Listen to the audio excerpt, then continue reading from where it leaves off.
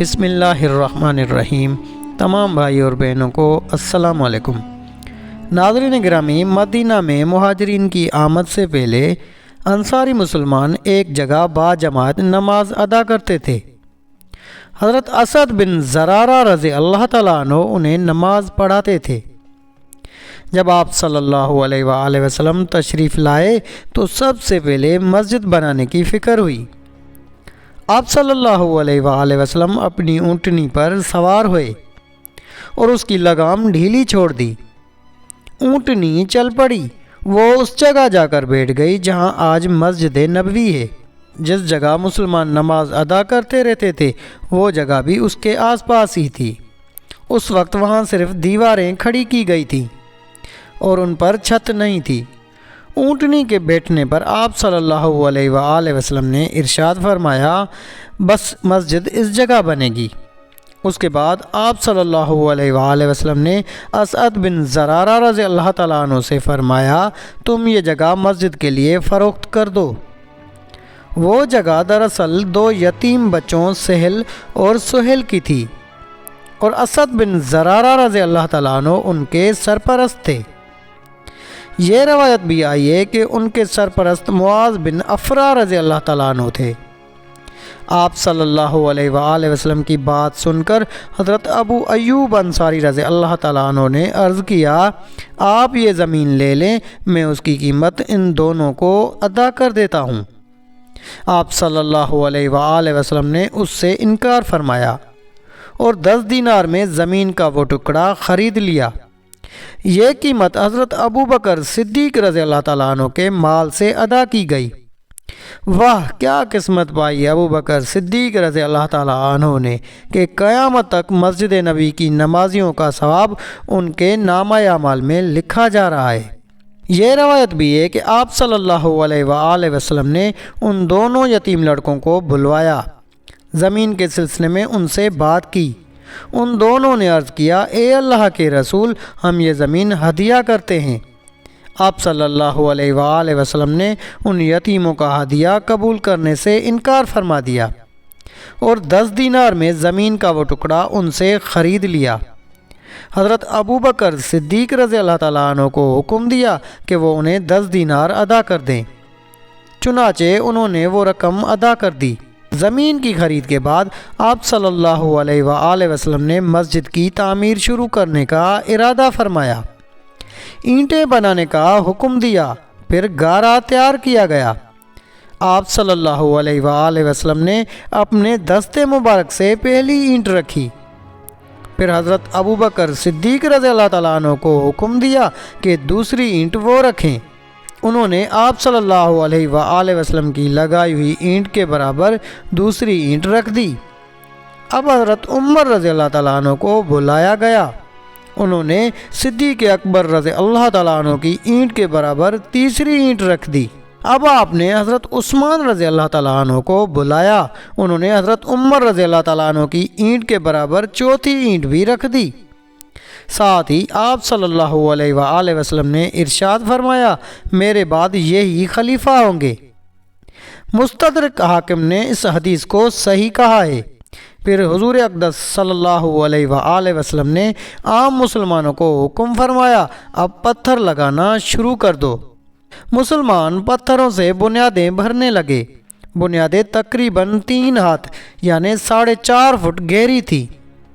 اس کے لیے اینٹوں کی تعمیر اٹھائی گئی۔ دونوں جانب پتھروں کی دیواریں بنا کر کھجور کی ٹہنیوں کی چھت بنائی گئی اور کھجور کے تنوں کے ستون بنائے گئے۔ دیواروں کی اونچائی انسانی قد کے برابر تھی۔ ان حالات میں کچھ انصاری مسلمانوں نے کچھ مال جمع کیا۔ وہ مال آپ صلی اللہ علیہ وآلہ وسلم کے پاس لائے اور عرض کیا، اے اللہ کے رسول، اس مال سے مسجد بنائیے اور اس کو آراستہ کیجیے۔ ہم کب تک چھپر کے نیچے نماز پڑھیں گے؟ اس پر حضور پاک صلی اللہ علیہ وآلہ وسلم نے ارشاد فرمایا، مجھے مسجدوں کو سجانے کا حکم نہیں دیا گیا۔ اسی سلسلے میں ایک اور حدیث کے الفاظ یہ ہیں، قیامت قائم ہونے کی ایک نشانی یہ ہے کہ لوگ مسجدوں میں آرائش اور زیبائش کرنے لگیں گے۔ جیسے یہود اور نصارہ اپنی کلیساؤں اور گرجوں میں زیب و زینت کرتے ہیں۔ مسجد نبی کی چھت کھجور کی چھال اور پتوں کی تھی اور اس پر تھوڑی سی مٹی تھی۔ جب بارش ہوتی تو پانی اندر ٹپکتا، یہ پانی مٹی ملا ہوتا، اس سے مسجد کے اندر کیچڑ ہو جاتا۔ یہ بات محسوس کر کے صحابہ کرام رضی اللہ تعالیٰ عنہم اجمعین نے عرض کیا، یا رسول اللہ، اگر آپ حکم دیں تو چھت پر زیادہ مٹی بچھا دی جائے تاکہ اس میں سے پانی نہ رسے اور مسجد میں نہ ٹپکے۔ آپ صلی اللہ علیہ وآلہ وسلم نے ارشاد فرمایا، نہیں، یوں ہی رہنے دو۔ مسجد کی تعمیر کے کام میں تمام مہاجرین اور انصار صحابہ نے حصہ لیا، یہاں تک کہ خود حضور نبی کریم صلی اللہ علیہ وآلہ وسلم نے بھی اپنے ہاتھوں سے کام کیا۔ آپ صلی اللہ علیہ وآلہ وسلم اپنی چادر میں اینٹیں بھر بھر کر لاتے، یہاں تک کہ سینہ مبارک غبار آلود ہو جاتا۔ صحابہ کرام رضی اللہ تعالیٰ عنہم اجمعین نے حضور پاک صلی اللہ علیہ وآلہ وسلم کو اینٹیں اٹھاتے دیکھا تو وہ اور زیادہ جان فشانی سے اینٹیں ڈھونے لگے۔ یہاں اینٹوں سے مراد پتھر ہیں۔ ایک موقع پر آپ صلی اللہ علیہ وآلہ وسلم نے دیکھا کہ باقی صحابہ تو ایک ایک پتھر اٹھا کر لا رہے ہیں اور حضرت عمار بن یاسر رضی اللہ تعالیٰ عنہ 2 پتھر اٹھا کر لا رہے ہیں۔ تو ان سے پوچھا، عمار، تم بھی اپنے ساتھیوں کی طرح ایک ایک پتھر کیوں نہیں لاتے؟ انہوں نے عرض کیا، اس لیے کہ میں اللہ تعالیٰ سے زیادہ اجر و ثواب چاہتا ہوں۔ حضرت عثمان بن مظعون رضی اللہ تعالیٰ عنہ بہت ہی نفیس اور صفائی پسند تھے۔ وہ بھی مسجد کی تعمیر کے لیے پتھر ڈھو رہے تھے۔ پتھر اٹھا کر چلتے تو اس کو اپنے کپڑوں سے دور رکھتے تاکہ کپڑے خراب نہ ہوں۔ اگر مٹی لگ جاتی تو فوراً چٹکی سے اس کو جھاڑنے لگ جاتے۔ دوسرے صحابہ دیکھ کر مسکرا دیتے تھے۔ مسجد کی تعمیر کے بعد حضور پاک صلی اللہ علیہ وآلہ وسلم اس میں 5 ماہ تک بیت المقدس کی طرف منہ کر کے نمازیں پڑھتے رہے۔ اس کے بعد اللہ تعالیٰ کے حکم سے قبلے کا رخ بیت اللہ کی طرف ہو گیا۔ مسجد کا پہلے فرش کچا تھا، پھر اس پر کنکریاں بچھا دی گئیں۔ یہ اس لیے بچھائی گئیں کہ ایک روز بارش ہوئی اور فرش گیلا ہو گیا۔ اب جو بھی آتا اپنی جھولی میں کنکریاں بھر کر لاتا اور اپنی جگہ پر ان کو بچھا کر نماز پڑھتا۔ تب نبی کریم صلی اللہ علیہ وآلہ وسلم نے حکم دیا کہ سارا فرش ہی کنکریوں کا بچھا دو۔ پھر جب مسلمان زیادہ ہو گئے تو نبی کریم صلی اللہ علیہ وآلہ وسلم نے مسجد کو وسیع کرنے کا ارادہ فرمایا۔ مسجد کے ساتھ زمین کا ایک ٹکڑا حضرت عثمان غنی رضی اللہ تعالیٰ عنہ کا تھا۔ یہ ٹکڑا انہوں نے ایک یہودی سے خریدا تھا۔ جب حضرت عثمان غنی رضی اللہ تعالیٰ عنہ کو معلوم ہوا کہ حضور پاک صلی اللہ علیہ وآلہ وسلم مسجد کو وسیع کرنا چاہتے ہیں تو انہوں نے عرض کیا، اے اللہ کے رسول، آپ مجھ سے زمین کا یہ ٹکڑا جنت کے ایک مکان کے بدلے خریدیں۔ چنانچہ نبی کریم صلی اللہ علیہ وآلہ وسلم نے زمین کا وہ ٹکڑا ان سے لے لیا۔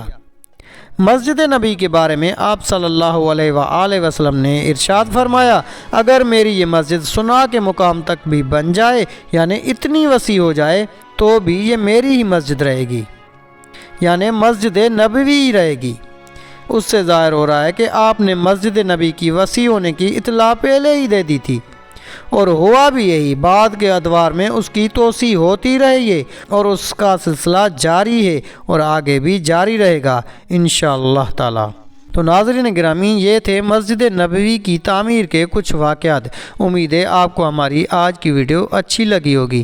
اگر آپ کو ویڈیو اچھی لگی تو ویڈیو کو لائک کر کے اپنے دوست و احباب سے زیادہ شیئر کریں۔ جزاک اللہ۔